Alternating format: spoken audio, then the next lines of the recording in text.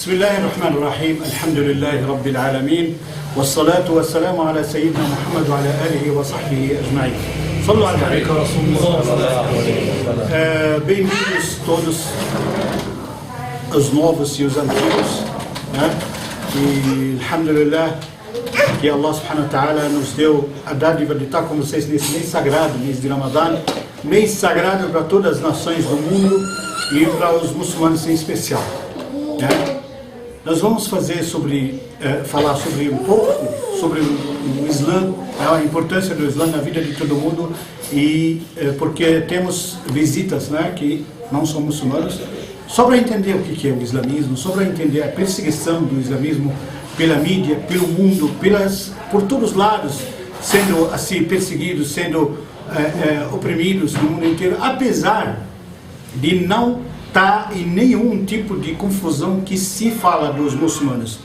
Mashallah, eu liguei o gravador. O Islã, como todas as religiões, iniciou pregando a unicidade de Deus, iniciou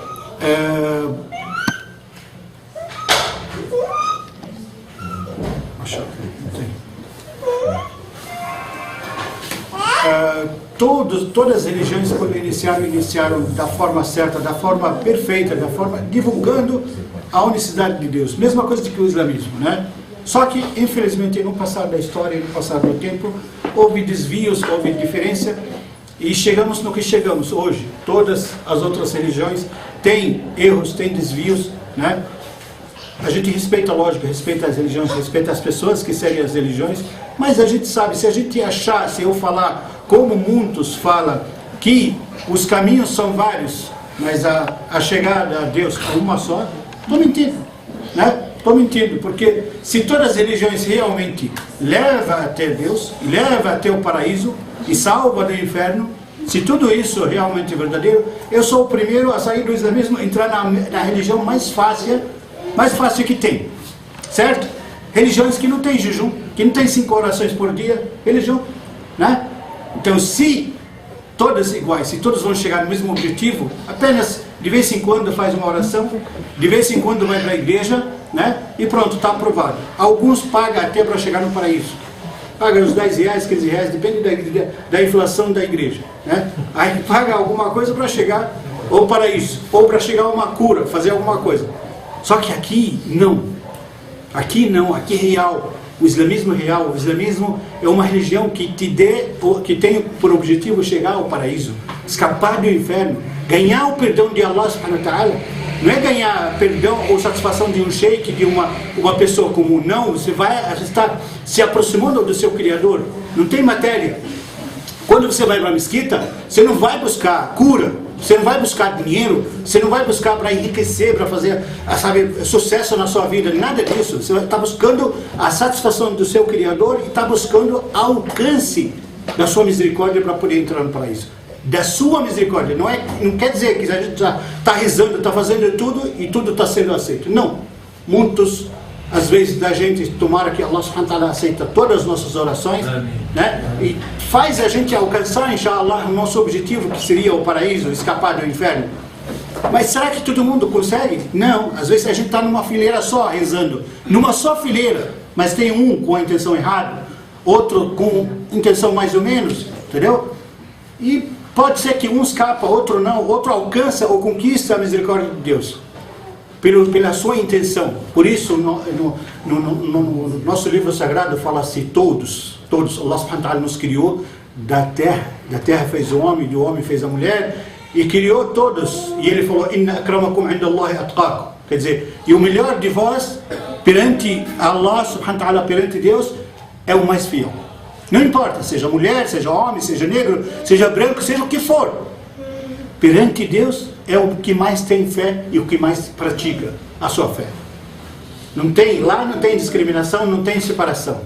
O peso da fé de uma mulher, às vezes, uma simples mulher que você, às vezes, acha que ela é coitada, ela não sabe nada, não sabe rezar, não sabe fazer. Mas a fé, o peso da fé dela perante Deus, no dia do juízo final, pesa todos nós talvez aqui. Toda a fé de todos nós aqui. Isso que é o islamismo, né? E todas as religiões, como sempre a gente fala, todas as religiões vêm de uma fonte, sim, de uma fonte só, de Allah. Se não for desviada pelo homem, era até hoje uma só. Mas como cada vez que vinha uma mensagem, passava os anos e se desviava, então Allah subhanahu wa ta'ala atualizava com outro mensageiro. Vinha outro mensageiro, outro livro sagrado. Só que esse não muda a mensagem do outro, completa só complementa, entendeu? Quer dizer, tipo, Jesus, quando ele veio, ele mudou a história do Moisés? Não. Ao contrário, ele incluiu toda a mensagem do Moisés, Torá, e colocou dentro do Evangelho. A partir de hoje não precisa seguir o Torá. Acabou. O Torá está aí, está dentro do Evangelho, não precisa mais seguir. E assim o Alcorão também. Quando veio o Alcorão, o Muhammad sallallahu alaihi wasallam, ele incluiu todos os outros livros. Quer dizer, Deus revelou para ele o Alcorão e nele estavam todos os livros sagrados. Como é que ele sabia? Está no Alcorão tudo sobre os cristãos, sobre os judeus. Como é que ele sabia disso? Há 1400 anos atrás, no meio do deserto, não tinha informação, não tinha mídia, não tinha nada. Como é que ele ia saber, né? Do que o Cristo fez, como é que ele aconteceu, não sei o quê. Ele não sabia. Para vocês terem ideia, quando ele foi para Taif, fugiu de tanta injustiça, de tanta luta contra ele. Os Quraishitas faziam com ele, sangravam os pés dele, tanto que eles torturavam ele. Ele fugiu para descansar um pouco. Chegou até essa cidade de Taif, falou, quem sabe ali tem pessoas do livro. Eles podem ter um pouco mais de piedade. Aí o que eles fizeram? Tinha uns ignorantes, começaram a jogar pedras nele e eles falaram para os viciados, para as crianças, para as pessoas assim, que não batem bem e tudo, incentivaram eles a bater nele, jogar pedras nele. Até sangrou naquele dia de cabeça, alayhi salatu wassalam, alayhi salatu wassalam. O quanto que ele sofreu para a gente receber essa religião, para chegar essa religião para a gente. Sangrou de cabeça aos pés, de tanto que eles judiaram dele. Alayhi salatu wassalam. Aí ele saiu da cidade, para sair dessa tortura, chegou num vinhedo, uma plantação de uva ali na ponta da montanha, e apareceu um rapaz, parecia religioso, né? Aí ele perguntou para ele, começou a perguntar, trouxe água para ele, começou a ajudar ele, né? Nos ferimentos dele. Ele falou para ele assim, de onde tu é? Sayyidina Muhammad sallallahu alaihi wasallam perguntando, preocupado com a pessoa, com tudo isso ele estava preocupado com a pessoa. De onde tu é? Ele falou, eu moro aqui, esse povo assim ruim, esse povo sempre me tratou mal e tudo, mas subhanallah, ele falou alguma palavra religiosa, Sayyidina Muhammad sallallahu alaihi wasallam se tocou. Ele percebeu que acho que era do povo do livro, alguma coisa assim. Ele falou, de onde você é, de origem? Ele falou, sou da cidade de Nainawa, no Iraque, uma cidade no Iraque. Ele falou, Allahu Akbar. Deu risada, ele falou, a cidade do meu irmão Yunus, né? O profeta Yunus, o profeta Jonas, no caso no português, Jonas, da cidade dele, subhanallah, lembrou na hora. Que mídia que transmitiu isso para o Sayyidina Muhammad sallallahu alaihi wasallam? Que jornal? Que TV que trouxe essa mensagem há 1400 anos atrás? Allah subhanahu wa ta'ala formou ele detalhes. Ele sabia de tudo. Sabia do presente, do futuro também. Ele anunciava na tortura. Um dia ele estava com fome, passando fome, não tinha, sabe? Tortura mesmo. Na cidade, ele e alguns companheiros com fome. E na situação de fome, 2 horas da madrugada, ele não podia dormir, mais ou menos nesse horário. Não podia dormir. Aí, de repente, ele anunciou para uma das pessoas, um dia você vai alcançar, acho que a riqueza do Kisra. Vai ter uma riqueza do Kisra. Ele falou, o quê? Subhanallah, está com fome, está passando fome, está numa situação crítica. E está pensando nisso, que vai alcançar o reinado dos persas, vai dominar o reinado dos persas, subhanallah. E aconteceu exatamente como ele falou. Aconteceu. Ele sabe, subhanallah, era abençoado de cabeça aos pés, era abençoado de segundo. Enfim, que a gente queria fazer uma imagem sobre o Sayyidina Muhammad, sobre o Islã, como foi revelado, como os outros religiões foram revelados. Inclusive, esse nosso mês sagrado, Ramadã, que é do jejum, subhanallah, ninguém sabe de uma coisa super importante que a gente, importante saber, que todos os livros sagrados de Allah subhanahu wa ta'ala foram revelados no Ramadã. Todos nesse mês, alguns no início do mês, né? Tipo o Torá diz que nos primeiros 10 dias do livro do Sayyidina Musa, o Evangelho diz que no segunda os 10 do meio, isso, os 10 do meio. E o Alcorão, subhanallah, foi no finalzinho do Ramadã. Olha só, todos eles foram revelados. Por quê? De tão sagrado que ele é, de tão importante que ele é esse mês, para todas as nações, não é só para os muçulmanos. Então, enfim, quer dizer, mesmo sendo as religiões iguais, mesmo sendo os segmentos iguais de uma mesma fonte, as pessoas que falaram isso, todas as religiões, todos os caminhos levam ao Senhor, né? Todos os caminhos, a mesma coisa, levam ao Senhor, se enganaram da expressão. Na verdade, todos os caminhos e todas as revelações vieram de Deus, mas não leva, do jeito que está a situação, não leva. Como eu falei, se eu soubesse que todas as religiões levam para o país, eu sou o primeiro a seguir. Eu acho que o católico é mais fácil, né? O católico é mais fácil de todos. Posso seguir os católicos, né? Que não precisa de nada disso, de fazer nada disso. Portanto, essa é a religião que prega, que não te cobra nada por isso. A religião, quando a gente também não tenta, nem se atreve a pensar nisso, de falar, não, você tem que pagar X por isso, X por aquilo, ao contrário. A gente ensina o caminho de Allah subhanahu wa ta'ala de forma totalmente sincera, não a fim de alguma coisa, ou interesse de alguma coisa das pessoas. Ao contrário, qualquer muçulmano pode ser recente, tem algumas irmãs e alguns irmãos novos, agora recente, se converter. E os antigos, e os natos que nasceram no islamismo, todos têm o mesmo sentimento, eu tenho certeza disso. Se algum dos novos tem algum sentimento diferente, que me fala. Todos têm a mesma nobreza de levar, de desejar, levar todo mundo para o paraíso. E trazer todo mundo para o islamismo. É ou não é? Não é? Está aí o nosso irmão novo que falou, alhamdulillah, de entender, de sentir isso. Não é verdade, irmão? Verdade. Todo mundo quer levar, porque se tivesse, sempre eu falo, se tivesse aqui uma fonte de dinheiro, que está jorrando dinheiro para todo mundo ali, eu vou falar, porque se eu tirar a minha parte, tirar o que eu quero, quanto mais que eu quero, tá jorrando mais dinheiro ou ouro, alguma coisa. Por mais que ela tenha a mais, que eu não vou alcançar a pegar tudo, eu nunca vou anunciar para o meu vizinho, para o meu irmão, para seja o que for, nunca vou anunciar para ele vir pegar daquilo. Esse é material, o material entra dentro da pessoa, domina a pessoa. Agora a fé não. A fé em Allah, principalmente no islamismo, você deseja tudo bem para todo mundo. No islamismo você não fala, é problema do fulano, problema do ciclano. Eu falei com ele e não quis entender, não sei o quê. Não, a gente fica preocupado o tempo inteiro. O tempo inteiro. Se ele não me entender, eu corro atrás, eu quero convencer, eu quero que ele venha para o islamismo. Por quê? Porque o bem e essa riqueza no islamismo que eu tenho, eu quero que ele tenha. Eu quero que todo mundo tenha a mesma coisa. Por isso quando a gente luta para a divulgação, para divulgar o islamismo para os outros, a gente tem esse ciúme, essa vontade de levar essa mensagem para todo mundo. Eu não quero exagerar para os nossos queridos irmãos novos e irmãs, mas só uma imagem assim para entender um pouco mais do islamismo e por que a perseguição, porque é a única religião hoje de verdade que te leva ao Criador. Única religião de verdade que abre a sua mente para você entender tudo que você tem e não tem direito. Não é uma religião que fala para você, não olha aqui, não olha aqui, não olha a política, não olha isso, não olha aquilo. Não, olha tudo. A religião ensinou a olhar tudo. Tudo que existe de coisas no mundo, temos direito de olhar, de planejar, temos direito de participar, porque somos dessa nação. Então a gente tem que participar. Ok, irmãos?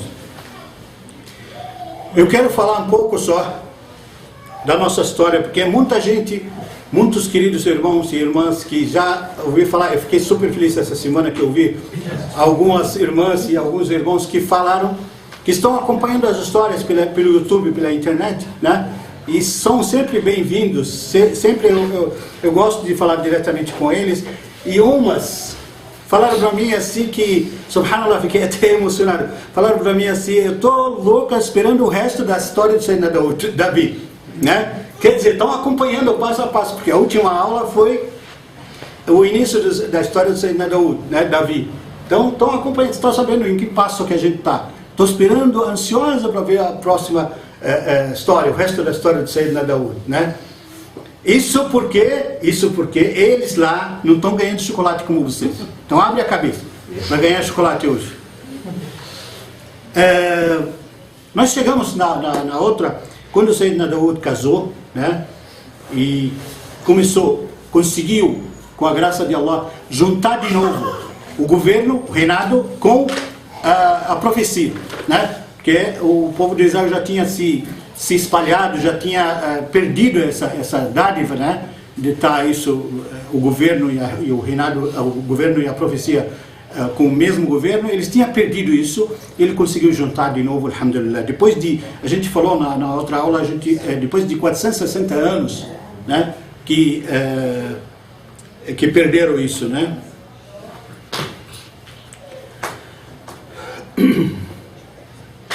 Existiam muitas histórias, muitas mentiras que falam sobre o Sayyidina Daud, principalmente os israelitas, né? E dos israelitas, infelizmente, veio o Evangelho, né?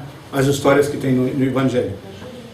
Uma das histórias fala que ele teve 99 esposas, né?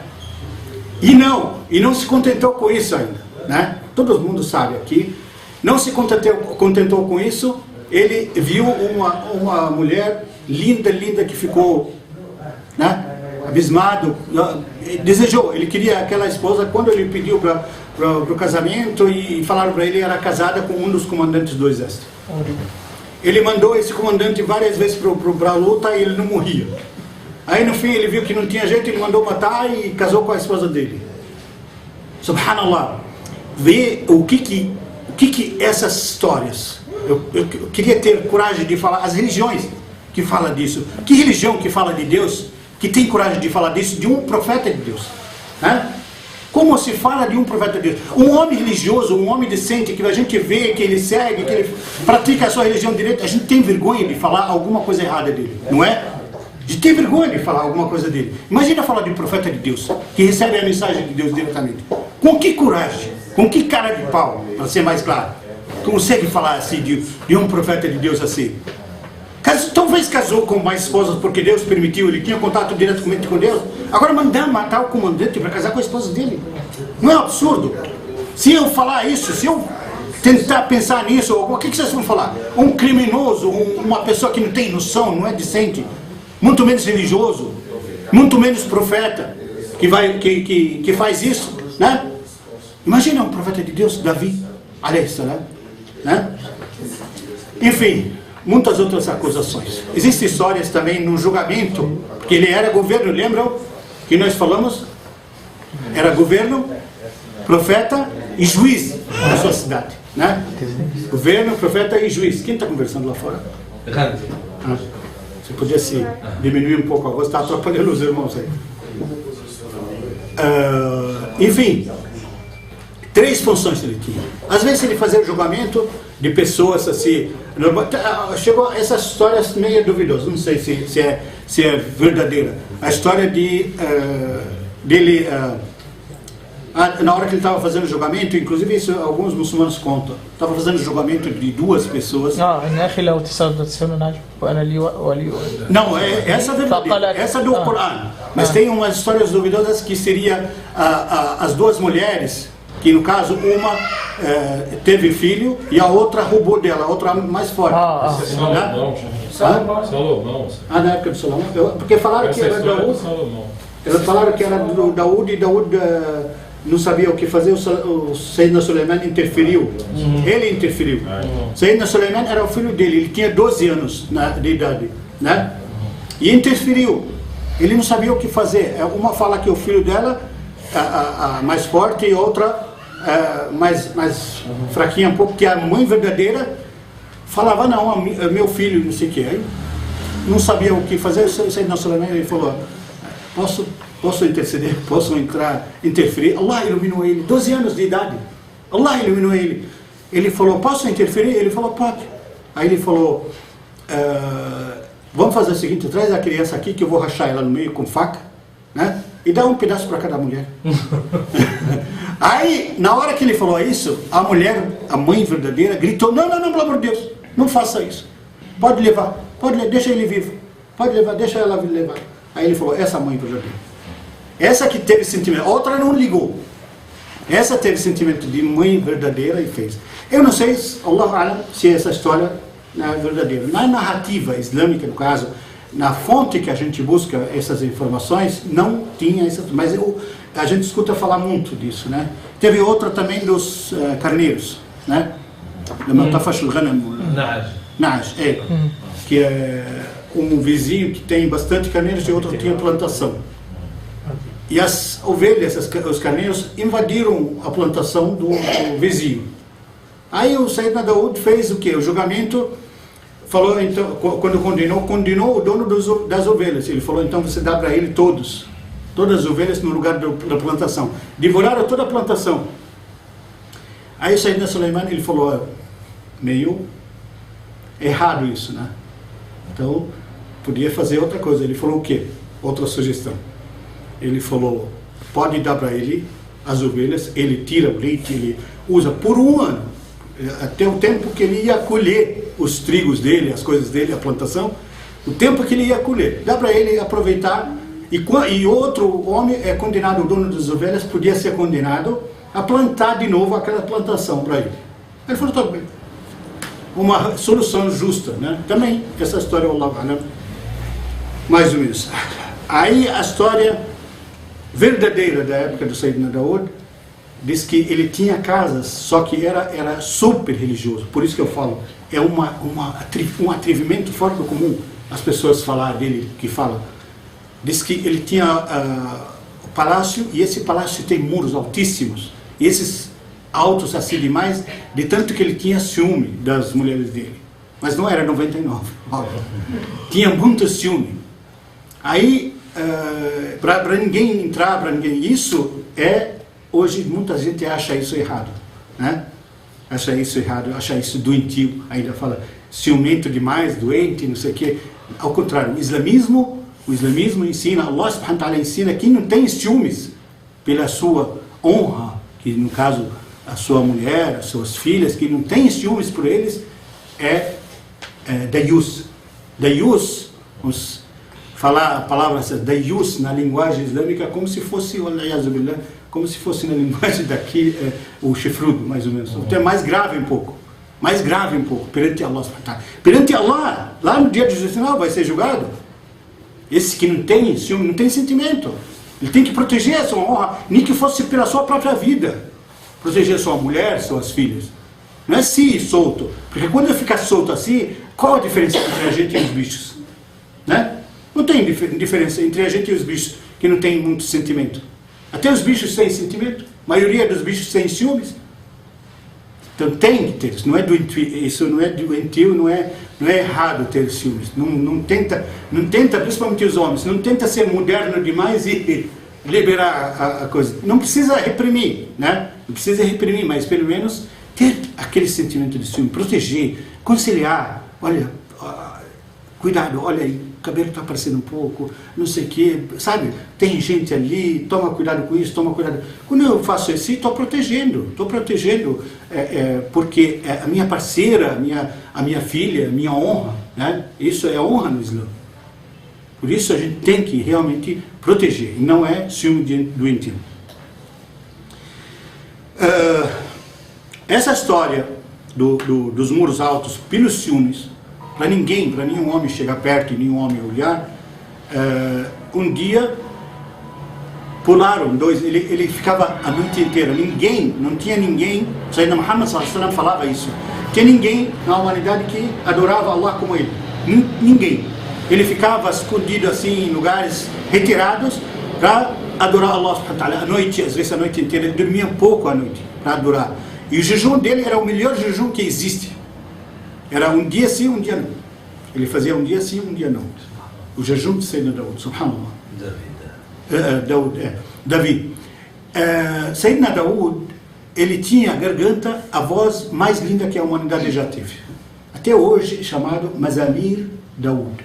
Mazamir quer dizer as cordas vocais do Sayyidina Daud.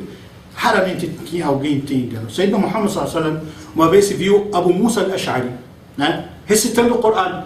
Era voz muito bonita, muito bonita, mais do que qualquer um, né, de Medina. Aí ele falou, subhanallah, Allah subhanahu wa ta'ala te deu um dos Mazamir, Sayyidina Dawood, um só. Imagina a voz de Sayyidina Dawood. Diz que quando ele recitava, né, o livro dele, assim cantado como a gente faz o Corão, os pássaros flutuavam em cima da casa dele que fechava o céu. Às vezes, se tiver sol, ele, sabe, acabava o sol assim, de tanto que era linda para ele se escutar. E todos os pássaros, as criaturas rezavam com ele quando ele fazia seus dhikr, né? E foi assim, Sayyidina Dawood, subhanallah. Ainda temos tempinho. Até que chegou a sua, praticamente, fim da vida. Ele chegou aos 100 anos. Quem sabe a idade verdadeira dele, que eu vou dar 2 chocolates agora, antes de começar. Qual a idade verdadeira dele e depois chegou nos 100 anos? 60. Eu vou... 60 anos, quem falou 60? Adão que deu para ele. Isso. Adão deu para ele. Isso. Completou para ele. Esqueceu depois. Adão deu para ele. Esqueceu depois. Por isso que ele viveu 100 anos. Ele tinha 60 anos de idade. Mas como era de grande brilho, de grande sentimento no dia do juízo final, no dia que Allah subhanahu wa ta'ala criou Sayyidina Adam, e Allah subhanahu wa ta'ala mostrou toda a humanidade para o Sayyidina Adam. Todos os seus filhos, todos nós, inclusive todos nós nascemos nesse momento e testemunhamos que não há outra divindade além de Allah, naquele momento, cada um com a idade de 33 anos, na plena consciência, a plena consciência, e cada um testemunha, e esse testemunho vai ser testemunho contra a gente no dia do juízo final, que é cada um que volta e comete erros e incredulidade, Allah subhanahu wa ta'ala vai castigar, vai falar, você não falou que era, não testemunhou que era único Allah? Por que mudou? Por que voltou atrás? Aí é gravidade, né? Então nesse dia Sayyidina Adam viu todos os seus filhos, e foi aquela história que a gente sabe, e ele viu o brilho nele. Ele falou para Allah subhanahu wa ta'ala, quem é esse que tem um brilho especial? Ele falou, seu filho Dawood. Subhanallah, coisa linda, quer dizer, se encantou com seu filho. Aí ele falou, quantos anos ele vai viver? Ele falou, 60. Ele falou, se o senhor permitir, dá 40 anos da minha idade de presente. E deu 40 anos, subhanallah. Aí ele viveu até os 100 anos, né? Então parabéns para o irmão que, o único que lembrou de dar chocolate verde aí. Bem brasileiro. Nossa palmeirense. Enfim, quando eu saí Dawood se encontrava lá orando e fazendo tudo, e tinha um lugar retirado para as mulheres, né? Ninguém podia chegar. Até os servos dele, só mulheres que podiam servi-los, não pode entrar homens. E de repente ele escutou gritaria. Ele estava em outra sala que escutou gritaria, tudo. O que está acontecendo? Ele foi lá no lugar e era um homem. As mulheres comentando, como é que entrou esse homem aqui? Com tudo isso, e Sayyidina Dawood, ele fecha a porta com a própria mão. A porta do palácio. Como é que esse homem entrou aqui? Aí ele falou, quem é você? O que fez você entrar e como entrou? Ele falou, eu sou aquele que nenhum muro e nenhuma porta impede que eu entre. Ele falou para ele, seja bem-vindo, você é o anjo da morte. Na hora, ele reconheceu, você é o anjo da morte. Ele falou, exatamente, chegou a hora. Não discutiu, ao contrário do Sayyidina Musa. Lembra da história do Sayyidina Musa? Que ele não queria um rei, debateu um pouco. Ele não discutiu, ele falou, por favor, vem, seja bem-vindo, tira a alma, né? E tirou. Acorreu, né, para a história, só que antes dele morrer, Allah subhanahu wa ta'ala anunciou o próximo rei depois dele, que seria profeta e rei, né? Não era o mais velho dos filhos, ele tinha vários filhos, não era o mais velho, mas Allah subhanahu wa ta'ala escolheu. Era quem? Salomão. Que veio, era rei também. Histórias que se contam sobre o rei Salomão, o rei fez isso, o rei fez aquilo. Era rei e profeta, não devemos esquecer disso. Rei e profeta, e era sagrado, tanto quanto os outros profetas, alayhi salam, né? Então Sayyidina Sulaiman, alayhi salam, preparou um grande enterro generoso, para o Sayyidina Daud. E o engraçado nisso, as pessoas se juntaram, lavaram o corpo, prepararam tudo, como a gente faz, e quando eles iam rezar assim sobre o corpo, muitas pessoas, muitas pessoas, e não cabia no lugar fechado, eles ficaram no templo. O sol era muito forte, queimou as pessoas, né? As pessoas não estavam aguentando ficar. Aí as pessoas reclamaram, o Sayyidina Sulaiman sabe fez o quê? Já começou o poder dele dali, subhanallah, dali ele já começou a ter tudo o poder, plenos poderes, mais do que o pai dele. Ele falou assim, quando as pessoas reclamaram, ele ordenou todos os pássaros vir e fazer sombra. Subhanallah, subhanallah. Fizeram sombra sobre essas pessoas todas. Fechou, não tinha quase nem luz mais. Daqui a pouco as pessoas começaram a reclamar de falta de ar, porque aqueles pássaros fecharam de vez, né? Subhanallah.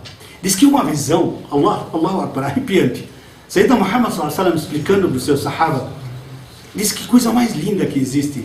Sayyidina Muhammad levantou para contar, ele falou como ficaram os pássaros. Sayyidina Sulaiman, quando eles reclamaram que não tinha mais ar, parou o ar, ele levantou, Sayyidina Muhammad sallallahu alaihi wasallam explicou o que o Sayyidina Sulaiman fez com os pássaros. Falou para eles, fecha uma asa e deixa a outra só, abanando.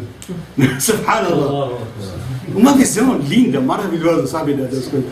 Aí abriu espaço para eles respirar, né? Para entrar o ar, subhanallah, né?